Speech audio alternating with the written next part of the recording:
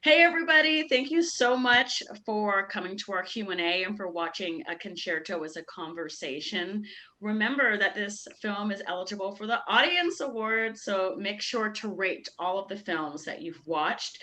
Before we get into it, we want to thank our sponsors. Thank you to our major sponsors, BHE, American General Media, and KSBY.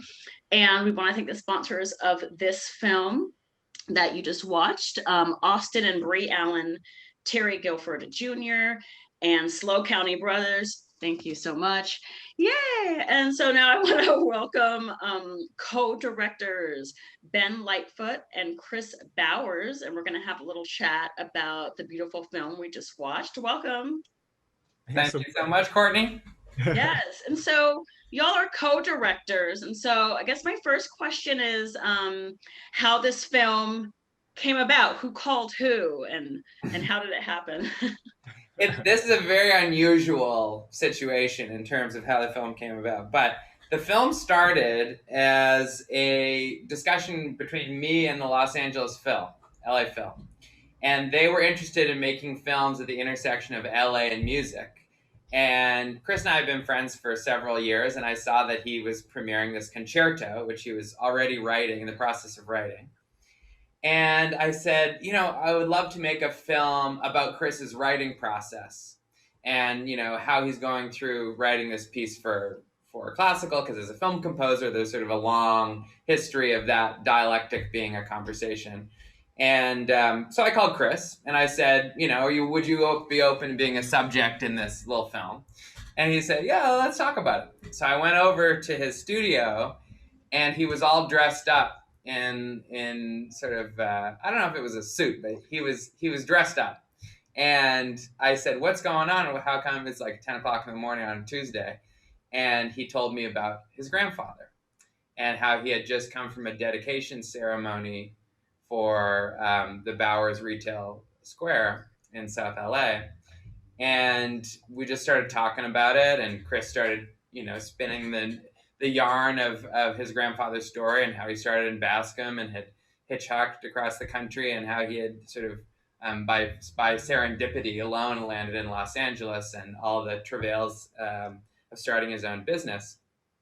And that's where the conversation began, and it became pretty clear really quick that Chris should be the one interviewing his grandfather, and it just turned into to sit here today and say that we're shortlisted for an Academy Award for that film is, I think, knocks us both out of our chair a little bit. It's supposed to be this like 3-minute video about Chris, figuring out what the theme is for his concerto. Wow. Yeah, congratulations on that. And Chris, any more thoughts on the genesis of the film? I mean, just that I'm so thankful that it happened that way. Thankful for Ben for, being able to pivot that quickly and having an idea to pivot that quickly, just because, it's the biggest gift I could have ever given my grandfather and my family in general. It's really amazing to see how much, my family's been like just celebrating themselves, because of all this, which is really cool to see. And for my grandfather to feel this at 92 years old, I think I just feel very thankful for. Yeah. Yeah, that's incredible. In terms of what surprised you, Chris, about doing the film with your grandfather? I guess the thing that was surprising to me was that he never had a moment throughout all of those trials and tribulations that he at least will verbally ever say that he actually doubted himself or had reservations about what he was doing. And I felt like that entire day we were at his house, I was asking him all these questions, and I felt myself like trying to guide him toward having a moment of saying, yeah, like it was really difficult, or yeah, being from the South, I didn't think I could do it, or anything like that. And after a while, he started getting more frustrated, I found, with me, because he was like, why would I doubt myself? Like, why would I feel that way? Why would I do that? And I think that was so incredible to witness and to take away from that conversation. Yeah. And what I noticed about the film is that it's very intimate, and it has an intimacy and a warmth to that. And Ben or Chris, what were some decisions that you think accomplished that? Well, I think, I'm a big fan of the Interrotron, um, and which is that sort of teleprompter. For if anybody's listening to this, they don't know the teleprompter system where the person being filmed is allowed to look directly into the camera. Basically, they're looking at the director's face in a reflection. And as we tried to figure out how to, really, I mean, there was a question at the beginning of the process of how much would Chris's grandfather be a part of it, how much would Chris be a part of it, how would that work? It became clear that, well, maybe we could do the two Interrotrons at the same time, which is something I had had in my mind for a while.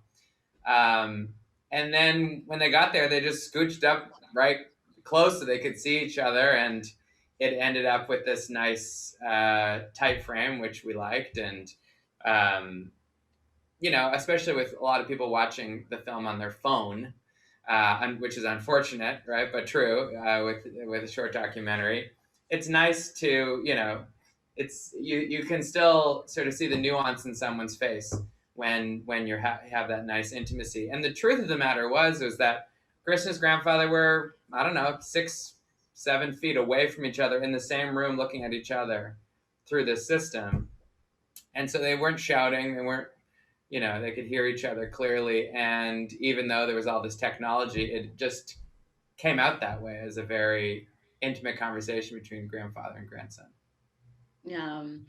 And Chris, what was your grandfather's reaction? Were you there when he saw it the first time?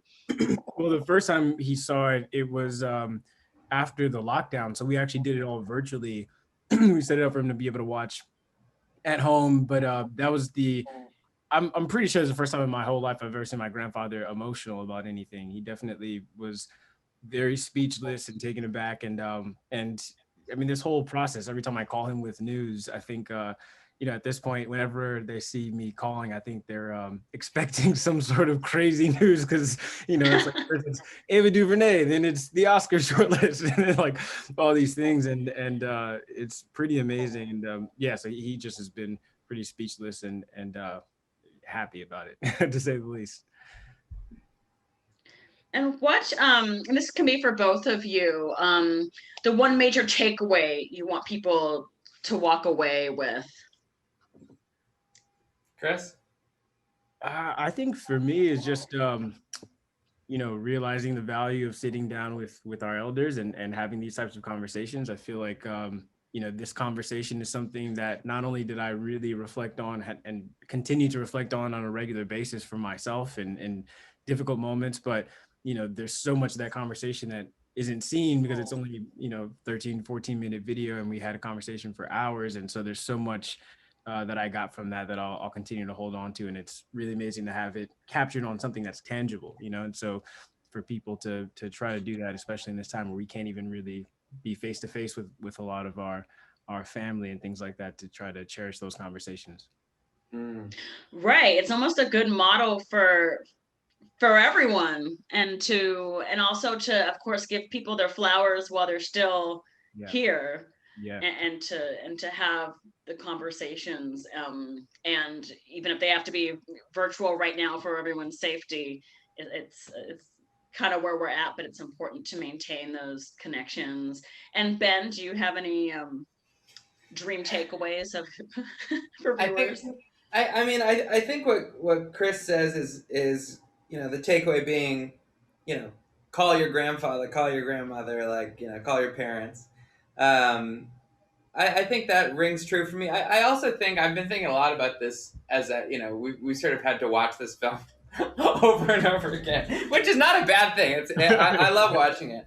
But the one thing I've been thinking about recently when watching it is how the decisions that we make affect people if we're lucky, if we have kids that have kids, affect people in 60, 70 years from when we're making the decision. And how, specific changes that we make or specific decisions we make we may not actually see them right then or see the benefit of it right now. But if you think about it in terms of that long term, right, what kind of world we can make if we make decisions with how will this play out in 70 years? I don't think Horace thought that, if I move to Los Angeles, then my grandson will be this celebrated composer in Los Angeles. But the decision he made to get out of that, situation and get out of Jim Crow Florida and move west and move to a different place, I think set off a course of forever changed the course of his family's lineage. And it's sort of fun to think about what decisions you might make in your life that might be significant to somebody else in 50 years or 60 years.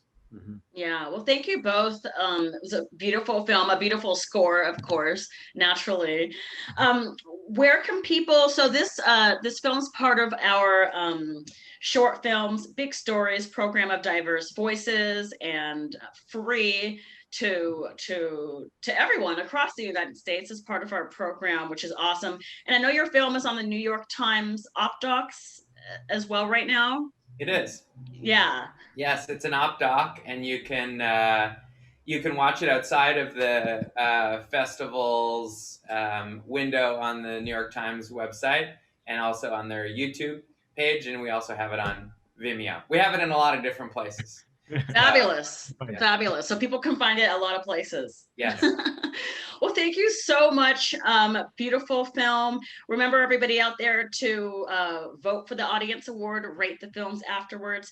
Thanks to our sponsors again, and thank you to the City of San Luis Obispo, who supported Short Films, Big Stories, a program of diverse voices. And thanks again to KSBY, BHE, American General Media, SLO County Brothers, Austin and Bree, and everybody else.